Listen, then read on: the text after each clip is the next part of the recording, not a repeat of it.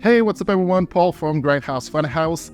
Last night I saw Late Night with the Devil at the Fantasia Film Festival, and I wanted to talk about it because this movie held my attention from frame one, and I was under its spell till the very last frame. The movie is done in the found footage style, and before you say, Paul, I've seen enough of those, here they found a fresh new take on it, which seems to happen every few years with this genre.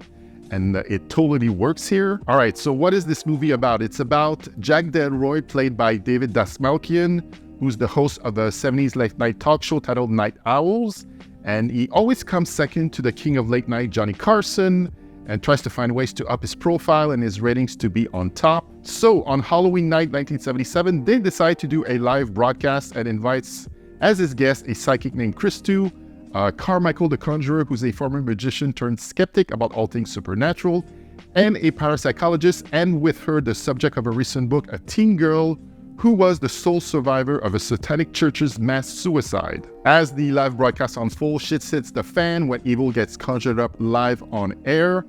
The found footage part of this is that a master tape was rediscovered of that live broadcast, and also some behind-the-scenes footage, and that's what we're watching. This was written and directed by Australian brothers Cameron and Colin Kearns. It's their third feature after 2012's 100 Bloody Acres and 2016 Scare Campaign, which I totally need to check out now. The star of the show is unquestionably David Dastmalchian, who is pitch perfect as Jack Delroy, who gives a phenomenal performance which rides between smarminess, being a bit full of himself while being likable at the same time. The whole movie is held together by his elevated performance. For most people, he's that guy, that you recognize the face of because he's been in so many things.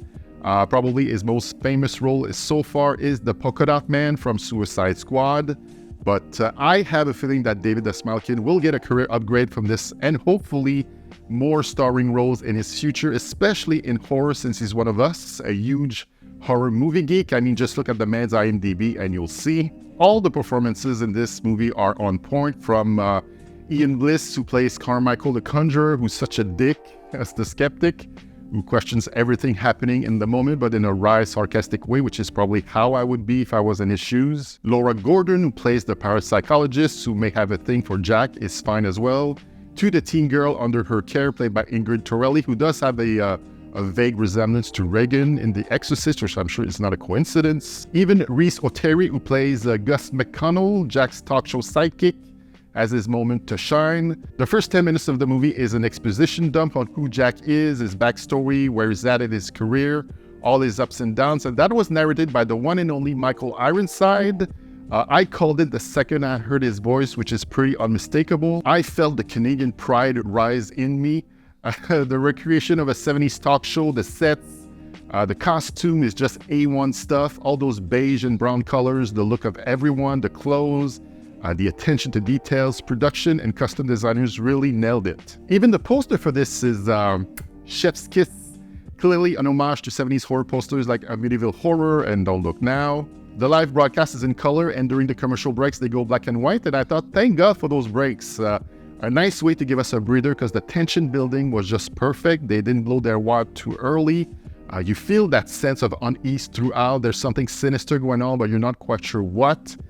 There's some really well done, gruesome practical effects gags. One scene in particular with Gus, the sidekick, when he's put under hypnosis. I actually said "what the fuck" out loud when it happened, which is a rare thing for me these days. So yeah, it's a mix of fun, campy, creepy homage to possession horror, body horror, 70s late night TV, satanic panic. It's also about what are you willing to do for success and at what cost. I'd say that's one, if not the main theme of the movie. Combining a live late night talk show broadcast with the supernatural was a fine idea to put on film. I know Ghostwatch did something similar back in 1992, but this is its own thing. I don't want to say too much more about the movie. I actually want you to go blind seeing Late Night with the Devil.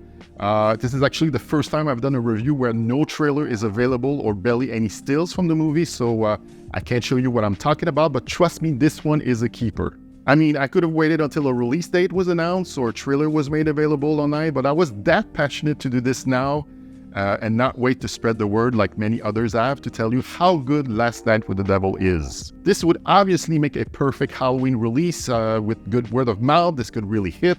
Let's see if the producers and distributors think that's a great idea too. So that's it. That was my review for Late Night with the Devil. Go visit all my socials at Grindhouse Funhouse. In the comment section below, let me know how excited you are for this, and when you do see it, let me know if I was on point with my review of it.